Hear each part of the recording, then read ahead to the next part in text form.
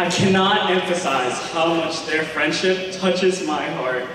And I know with that being their last performance together, they would love it if you gave them another round of applause. Let's show them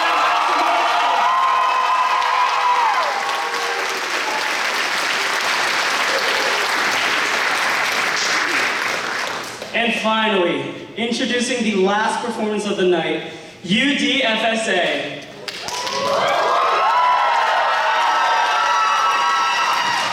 UDFSA will showcase an unprecedented 41 dancers this year, all committing countless hours to the success of the program. Choreographed by Valerie West, Brian Tiamson, Patrick Tiamson, and Abigail Diaz, with music also prepared by Patrick Tiamson. This performance plans to tell a story through the traditional Filipino dances of Tinikling, Pagapir, Binisuan, and Sayaw Sabanco, with a little hip-hop thrown into the mix. Our dancers will guide you through the stages of a relationship as couples who first start out in the honeymoon phase and then soon experience conflict and struggle as they work through their differences. We invite you to follow the main couples signified by traditional garments as they learn to repair their relationship, endure their hardships, and take risks together. And who knows if they learn to compromise, it'll only bring them closer.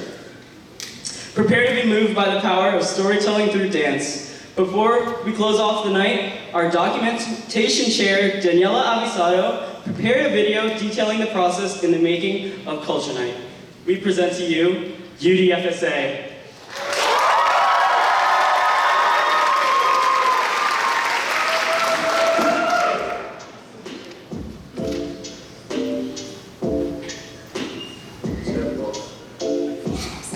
Hello, my name is Michael Hong. I'm Asa Medrosa. I'm Parisa Mosley. My name is Francesca. Hello, my name is Fatir. I'm Mark. I'm Daniela. I'm Zoe. And I'm Abby Diaz. I'm Patrick Jansen. I'm Brian. And I'm Val. I'm the president of UDFSA, vice president. Event coordinator. Philanthropy chair, treasurer, Secretary. public relations chair. Documentation chair.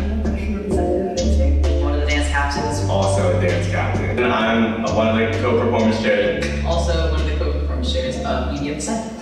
What was your initial vision for Culture Night 2024, and how do you think it was executed? Throughout dance practices and multiple meetings of us discussing what we wanted to do this year, we tried to have a vision of having a very fun and interactive Culture Night with chances of the general body really enjoying the experience of participating throughout. I think it was actually really well with the help of our dance captains and coaches to get a lot of people for that, for each performance, not only for UDFSA performance, but all the other artists, was a really big part of what we wanted to kind of establish for our club. How our members are getting along, the longevity of the club, and kind of what the future holds. And we're very grateful for everyone, and we hope that it's been something that everyone can embrace as well. Finances and internal organization are so important to the success of any event.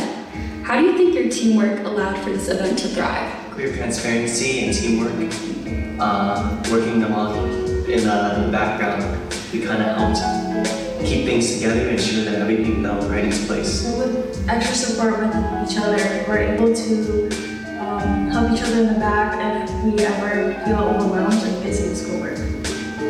After a year of creating promotional material, how has Culture Night changed your guys' creative ability in creating content people want to see? So this past year of creating promotional materials has really just allowed me to find like my style, and then to be able to kind of channel all this now into the theme and the advertisement for Culture Night is really just something that I see as a summation of the things that we've learned and done throughout this year. Style has been the big thing that has changed over the past year.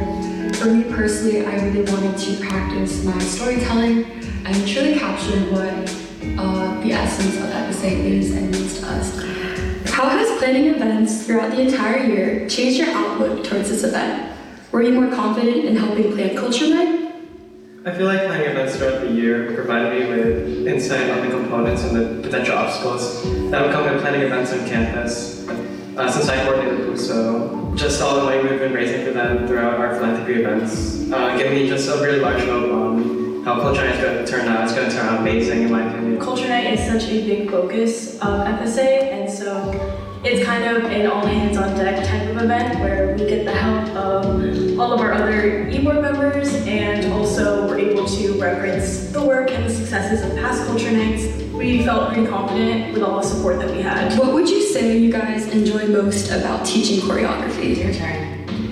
My turn. I love sharing the Filipino culture, and I think dance is a great way to do that. So not only does it build connections, it's also a fun way to get to know the Filipino culture and get to know people. And I also like that how we adapt traditional tinikling, traditional Filipino dances, and make it our own. It's more digestible for different cultures to learn. I think for me, I've been doing tinikling actually with Patrick for around like 7 years-ish, and every year there's always like a new group of people that want to learn how to do it, and they're always scared to. So something that I like to do is be kind of their person to be able to teach them how to do tinikling, because it's fun and exciting, but once you get it, it's so rewarding, and be able to show it off to everyone, letting other people know kind of a thing that we like to do in Filipino culture. Culture night participation can sometimes be daunting as people are performing for the first time. How does the freshman class feel tonight? How do you think we can help encourage even more engagement in the future? Well, I would say that this year especially, the freshman class has been super involved with FSA, and I think that everyone's more excited about being a part of culture night than they are daunted by it. Continuing forward to maintain engagement, just for everyone to remain enthusiastic about our heritage and spreading that and teaching others about it. How does it feel to be UD FSA's first ever performance shares? For the past 2 to 3 years, I was focusing mostly on just choreography and trying to make choreography better and better so that I could reach more and more people. And now this year, I feel like been given the opportunity to think about the longevity of this program. Now the question isn't about how many people am I reaching, but for how long can I keep reaching the students of Delaware and the people around the community through my culture. For me, it was something a little bit opposite. I started in UDFSA taking up leadership more on a logistical end. I was treasurer my first year and just danced in culture night. Once I danced, I wanted more and more, so I pursued leadership again through keyboard and then also choreographed. And then my last year, kind of just take a step back and enjoy the more creative side and see how I can expand my personal horizons. Taking up this experience with Ryan was kind of a fun thing I could do senior year, but it became a lot more than that. We had a lot of space to grow the position, a lot of space to leave a legacy, a lot of space to hand off to the younger generation, and it kind of became something of giving back. But then it was a little scary because as much open space as we had to do everyone, this was the first time I've ever had to do something for FSA, which there was no game plan, there was no planning ahead, there was no block schedule. We just kind of had to see where it took us, and that was a really valuable experience. In one sentence, what's one thing you want people to remember from UD FSA this past year? Definitely don't forget your roots. Remember the family that brought you here, remember the friends that you made this past year, and just always bring those experiences with you to go throughout college. The most memorable part about this past year of FSA is the connections I got to make, and I think that's something that should continue. UD FSA has shaped our personalities and helped us become who we are today, strengthened in our culture and The community that we formed here, not only here on campus, but also with members across D5, because these are really bonds that we can take beyond college experiences. Don't forget how you really put yourself out there, and whether that be from dancing or just making new friends. Cherish the moment because time goes by really fast. So remember to embrace your culture. The excitement that they felt, awaiting events, and then also the memories and the friendships that they made after attending the events that we planned. That we may all be different, we may all come from different cultures, but at the end of the day, what brings us together is the Filipino culture and wanting to learn more. Through our performances, through our show, you're able to see how big of a family we are. That being Filipino isn't about where you're born, it's about the swag of Pino inside.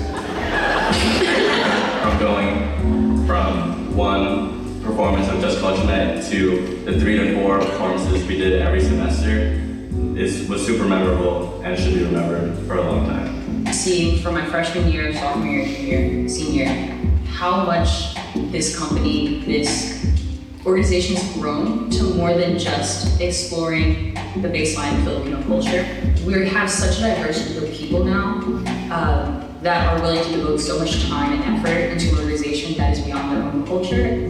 Long nights with Brian, like Aggie, Patrick, the amount of hours we're willing to put in to give that same experience back was just something I hope continues in the future and hope is a legacy we can handle. Live, laugh, love, BBFSA. Bye, Mr.